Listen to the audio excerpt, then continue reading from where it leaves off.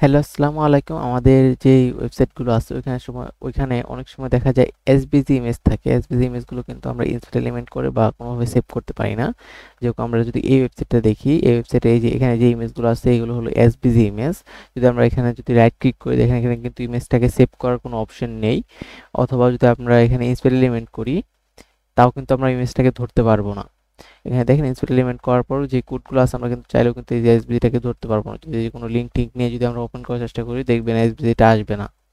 যদি আমরা লিঙ্কটা নিয়ে একটু ওপেন করি, যে দেখেন এই দেখছেন ইমেজটা কিন্তু আসতেছে না, আমাদেরকে একটা অন্যরকম একটা পেজ নিয়ে চলে যাচ্ছে। তাহলে এই এই ওয়েবসাইটে এই ইমেজগুলো আমরা কিভাবে পাবো? তাহলে আমরা আজকে একটা একটা ওয়েব এক্সটেনশনের সাথে পরিচিত হব। যেরকম এই যে এখানে দেখেন, এখানে যেই ব্রাউজার থেকে আপনি এই ইমেজটাকে ডাউনলোড করতে চান, হ্যাঁ আমি এই ব্রাউজার থেকে ডাউনলোড করি। এখানে যাওয়ার পর আপনি জাস্ট সিম্পল গুগলে সার্চ করবেন এসবিজি গ্লোবাল। এসবিজি গ্লোবাল লিখে সার্চ করার পর আপনারা এরকম বিভিন্ন লিঙ্ক দেখতে পারবেন। এখান থেকে 2 নম্বরে যে লিঙ্কটা এসেছে, যে ওয়েব স্টোরের ওয়েব এক্সটেনশন, এই যে ওয়েব এক্সটেনশনটা, এটাকে আপনারা জাস্ট ওপেন করে নেন। এখান থেকে এই যে এসবিজি গ্লোবাল, এটাকে জাস্ট অ্যাড টু ক্রোম করেন, অ্যাড এক্সটেনশন। এই দেখেন এটাকে সেভ হয়ে মানে অ্যাড হয়ে গেছে। এটাকে আপনি চাইলে এখান থেকে পিন করে নিতে পারেন। আমি একটু পিন করে নিলাম।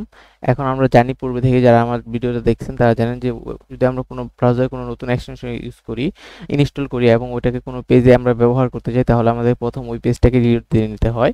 তাহলে এখানে আপনাকে এই পেজটা প্রথম রিলোড দিতে হবে। আমি যে ওই পেজটা একবার রিলোড দিয়ে নিলাম। এখন আমাদের যে কাজটা করতে হবে সেটা হলো, এই যে দেখেন এইখানে যদি আপনি একবার ক্লিক করেন এসবিজি গ্লোবাল, এই দেখেন আপনার এইখানে যতগুলো এসবিজি ইমেজ আছে সবগুলো চলে আসছে। এরকম এই যে এই ইমেজটা কিন্তু আমরা তখন চাচ্ছিলাম, এখন কিন্তু আপনারা এই ইমেজটা দেখতে পাচ্ছেন এখানে।